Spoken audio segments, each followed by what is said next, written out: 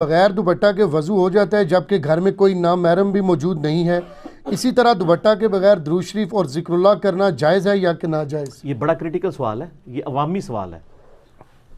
بلکہ میں آپ کو بتاؤں، اگلے دن ایک پوسٹ لگی ہوئی تھی، مجھے کسی نے دکھائی، اس میں لکھا ہوا تھا کہ جو عورت دوپٹہ نہیں لیتی اللہ تعالیٰ اس کی نماز ہی قبول نہیں کرتا، اور اس کے نیچے انہوں نے رزلٹ نکالا تھا کہ جو عورتیں بے پردہ ہیں نا، ان کی وہ نماز پڑھ بھی لیں تو قبول نہیں ہوتی۔ دیکھو کتنا غلط رزلٹ نکالا ہے۔ حالانکہ وہ اس کا مطلب یہ نہیں ہے حدیث کا، وہ حدیث آپ کو 70 والے چیپٹر میں ملے گی کہ نماز کے دوران جو ننگے سر عورت نماز پڑھے اس کی نماز نہیں ہوتی۔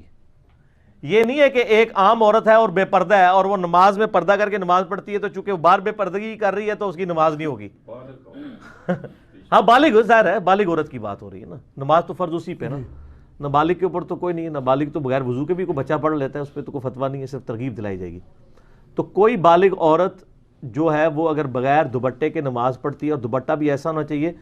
جس دوپٹے میں سے بالوں کی چمک بار دکھائی نہ دے، یعنی اتنا موٹا دوپٹہ یا حجاب ہونا چاہیے،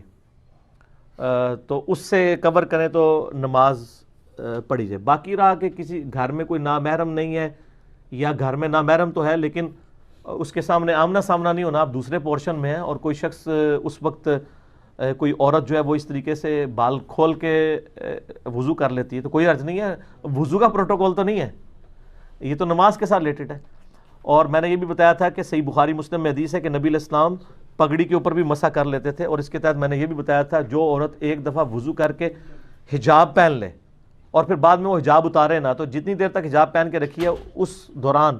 اس کو حجاب اتار کے سر کا مسح کرنے کی ضرورت نہیں، اس کے اوپر سے بھی کر سکتی ہے، جیسے کہ جرابوں اور موزوں پہ مسح ہو سکتا ہے، پگڑی کے اوپر یہ قیاس کیا۔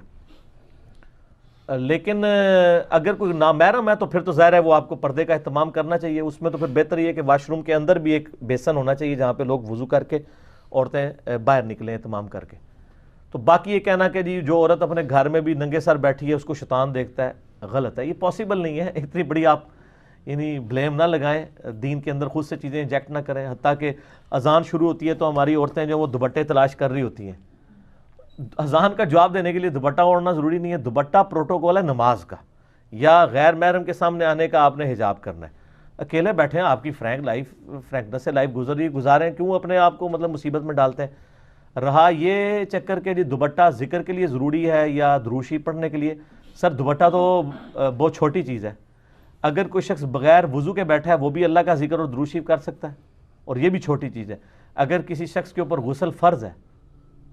وہ بھی اللہ کا ذکر اور درود شریف پڑھ سکتا ہے حالت جنابت میں۔ صحیح مسلم میں حدیث ہے، جنابت والے چیپٹر میں اما عائشہ سے پوچھا گیا کہ نبی علیہ السلام جو ہے وہ کیا اس حالت میں بھی اللہ کا ذکر کرتے تھے؟ انہوں نے کہا نبی علیہ السلام ہر حال میں اللہ کا ذکر کیا کرتے تھے، چاہے آپ جنبی بھی ہوں۔ اور جامع ترمذی میں حضرت علی رضی اللہ تعالیٰ عنہ علیہ السلام سے روایت ہے کہ مولا علی کہتے ہیں کہ نبی علیہ السلام کو حالت جنابت کے علاوہ کوئی اور حالت قرآن پڑھنے سے مانع نہیں ہوتی تھی، آپ جنابت کی حالت میں قرآن نہیں پڑھتے تھے اور باقی ہر حالت میں قرآن پڑھ لیتے تھے، یعنی بغیر وضو کے بھی پڑھ لیتے تھے۔ اور اس سے یہ بھی پتہ چلا کہ حالت جنابت میں صرف قرآن کی ممانعت ہے، باقی چیزوں کی ممانعت ہی کوئی نہیں ہے، کیونکہ انہوں نے قرآن کا ذکر کیا۔ سر ذکر تو اس کا تو کوئی پروٹوکول ہی نہیں ہے، الذین یذکرون اللہ قیاما وقعودا وعلی جنوبہم، اٹھتے بیٹھتے چلتے پھرتے آپ نے اللہ کو یاد کرنا ہے سر، تو اس میں کوئی پروٹوکول نہیں ہے کہ آپ نے جو ہے وہ بغیر یعنی وضو کے نہیں کر سکتے، یا یہ اور پھر اس میں وہ کہہ رہے ہوتے ہیں دیکھیں جی وہ اللہ کا ذکر بڑی بلند چیز ہے، آپ کو خوشبو لگا کے وضو کر، سر یہ ساری چیزیں آپ نے، اور اس میں عرض کر دوں جی سر سب سے گرم ذکر ہے جو لا الہ الا اللہ، جی آپ نہیں بتایا ہوا نا سر، ہم آپ کو ہی بتاتے ہیں، سب سے جلالی ذکر کون سا ہے؟ لا الہ الا انت سبحانک انی کنت من الظالمین۔ تو سر یہ کسی عطر فروش کی دکان پہ پڑا گیا تھا ذکر؟ کہاں پڑا گیا تھا؟ مچھلی کے پیٹ میں خوشبو ہوتی ہے؟ سب سے زیادہ تعفن، سب سے زیادہ بدبو کہاں ہوتی ہے؟ معدے میں، وہیں سے نکلتی ہے نا۔ تو سر سب سے زیادہ گرم ذکر جس کو آپ اگربتیاں جلا جلا کے خوشبوئیں مل مل کے کرتے ہیں اپنے گھروں میں، جس شخص نے یہ ذکر کیا تھا 3 دن اور 3 رات تک، اس نے تو وہاں پہ کیا تھا، وہاں تو اس کو پھر ذکر نہیں کرنا چاہیے تھا، دل میں ہی کرتا، تو اس میں دل کا ذکر نہیں ہے، اس میں کیا وہ پکارا، ہمیں پکارا اللہ کی یاد، لا الہ الا انت سبحانک انی کنت من الظالمین، سورۃ الانبیاء میں آیا، اور اللہ تعالیٰ نے فرمایا سورہ الصفات میں کہ اگر یونس اس دعا کے ساتھ ہمیں یاد نہ کرتا، ہائے ہائے ہائے، تو پھر اسی دن مچھلی کے پیٹ سے نکالا جاتا جس دن کے مردے نکالے جائیں گے، یعنی قیامت تک، یعنی وہ مچھلی یونس کی قبر بن جاتی اگر وہ یہ دعا نہ کرتا۔